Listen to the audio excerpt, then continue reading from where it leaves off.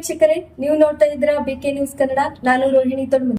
ಸಿಂದಗಿ ತಾಲೂಕಿನ ಹೊನ್ನೊಳ್ಳಿ ಗ್ರಾಮದ ಶ್ರೀ ಸರಸ್ವತಿ ಪ್ರಾಥಮಿಕ ಹಾಗೂ ಪ್ರೌಢಶಾಲೆಯಲ್ಲಿ ಹಮ್ಮಿಕೊಂಡಿದ್ದ ಸರಸ್ವತಿ ಸಿರಿ ಉತ್ಸವ, ಕಲ್ಲೋತ್ಸವ ಹಾಗೂ ವಾರ್ಷಿಕ ಸ್ನೇಹ ಸಮ್ಮೇಳನ ಕಾರ್ಯಕ್ರಮವನ್ನು ಹಮ್ಮಿಕೊಂಡಿದ್ದು, ಕಾರ್ಯಕ್ರಮವನ್ನು ಕಾಂಗ್ರೆಸ್ ಯುವ ನಾಯಕಿ ಸಾಹಿತಿ ಶ್ರೀದೇವಿ ಕಾರ್ಯಕ್ರಮವನ್ನು ಉದ್ಘಾಟಿಸಿದರು.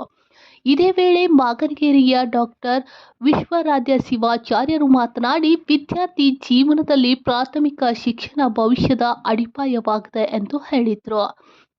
ಇನ್ನು ಹೊನ್ನೊಳ್ಳಿಯ ಗುರು ವೀರಗಟ್ಟಿ ಮಡಿವಾಳೇಶ್ವರ ಮಠದ ಲಿಂಗಯ್ಯ ಸ್ವಾಮೀಜಿ, ಖಾನಾಪುರ ವೀರಗಟ್ಟಿ ಮಡಿವಾಳೇಶ್ವರ ಮಠದ ಮಾನಯೋಗಿ ಕಲ್ಯಾಣದಯ್ಯ ಸ್ವಾಮೀಜಿ ಉಪಸ್ಥಿತರಿದ್ದರು. ಮುಂದೆ ಅವರು ಏನಂತಾರೆ ಒಂದು ದೊಡ್ಡ ವ್ಯಕ್ತಿ ಆಗ್ತಾ ಇದ್ದಾರೆ. ಈಗ ಹೇಳಿದ್ರು ನಮ್ಮ ಮುಲ್ಲು ಸರ್ ಏನಂತಂದ್ರೆ, ಈ ಸಂಸ್ಥೆಯಲ್ಲಿ ಕಲ್ತಿರ್ತಕ್ಕಂಥವರು MBBS ಆಗಿದಾರ, ಇಂಜಿನಿಯರ್ ಆಗಿದಾರ, ಪೊಲೀಸರಾಗಿದಾರ, ಶಿಕ್ಷಕರಾಗಿದಾರ. ಆಮೇಲೆ ಏನಂತಾರೆ ಪ್ರತಿಯೊಂದು ಏನಂತಾರೆ ಡಿಪಾರ್ಟ್ಮೆಂಟ್ದೊಳಗೆ ಏನಂತಂದ್ರೆ ನೌಕರಿ ಏನಂತಾರೆ ಪಡೆದುಕೊಂಡಾರ ಅಂತ ತಿಳ್ಕೊಂಡು ಹೇಳಿದ್ರು. ಎಲ್ಲರಿಗೂ ಹಣೆಬೆಳೆದು ನಮಸ್ಕಾರ ಮಾಡುತ್ತಾ ನಾನು ಒಂದು 2 ಮಾತು ಹೇಳಕ್ಕೆ ಇಷ್ಟಪಡ್ತೀನಿ. ಸುಮಾರು 40 ಕಿಲೋಮೀಟರ್ ದೂರದ ನಿಮ್ಮ ಊರಿಗೆ ಬಂದಿದ್ದೀನಿ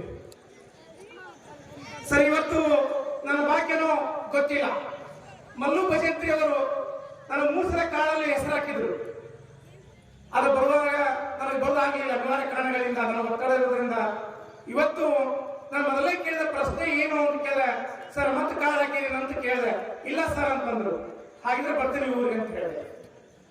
ನಮ್ಮ ಹೆಸರು ಮೇಲೆ ಹೋಗುದು ಬೇಡ, ನಿಮ್ಮ ಹೃದಯ ಅಂತ ಹೆಸರು ಅಂತ ಬಳಸ್ಕೊಂಡು ನಿಮ್ಮ ಊರಿಗೆ ಬಂದಿದ್ದೀನಿ. ನಮ್ಗೆ ಒಂದೇ ಮಾತು ಬಹಳ ಹೇಳುದಿಲ್ಲ,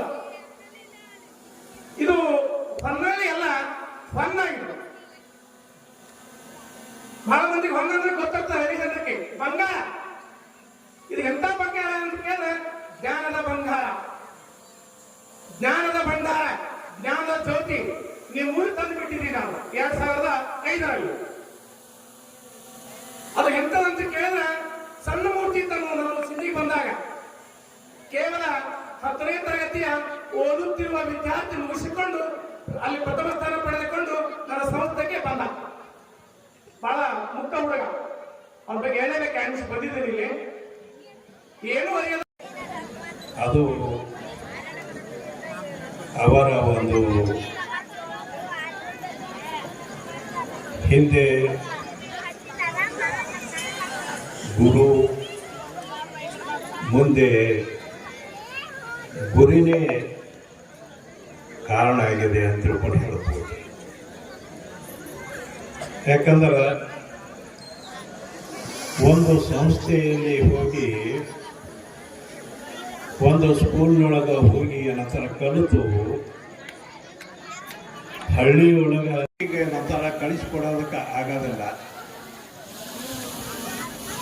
ಕಳಿಸ್ಕೊಡ್ಲಿಕ್ಕೆ ಏನಂತಾರ ಶ್ರೀಮಂತರ ಮಕ್ಕಳು ಏನಂತಾರ ಹೋಗ್ಬೋದು. ಆದರೆ ಏನಂತಾರ ಸಿದ್ಧಿಗೆ ಹೋಗ್ಬೇಕಾದ್ರೆ 40 ಕಿಲೋಮೀಟರ್ ಹೋಗ್ಬೇಕಾಗ್ತದೆ. ಈ ಕಡೆ ಜೇವರಿಗೆ ಹೋಗ್ಬೇಕಾಯ್ತು ಅಂದ್ರೆ 60 ಕಿಲೋಮೀಟರ್ ಹೋಗ್ಬೇಕಾಗ್ತದೆ. ಇವತ್ತು ಶಾಪುರಕ್ಕೆ ಹೋಗ್ಬೇಕಾಗ್ತಪ್ಪ ಅಂದ್ರೆ ನೆನಪುಗಳನ್ನ ಏನೋ ನೆನಪಿಸ್ಕೊಳ್ಳಿಕ್ ಒಂದು ಸುಂದರವಾದಂತ ಒಂದು ಸಡಗರದ ಸಂಭ್ರಮದ ದಿನ ಅಂತ ಅನ್ನಿಸ್ಕೊಳ್ಬೇಕು.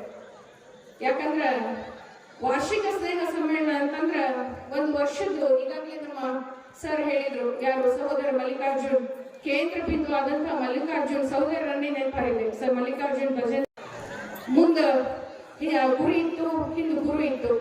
ಆ ಗುರು ಸ್ಮರಣೆ ಮಾಡಿದಾಗ ನಿಮ್ಮ ಗುರಿ ತಲುಪಿ. ಮತ್ತಷ್ಟು ಸುದ್ದಿಗಾಗಿ ನೋಡ್ತಾ ಇರಿ ಬಿಕೆ ನ್ಯೂಸ್ ಕನ್ನಡ.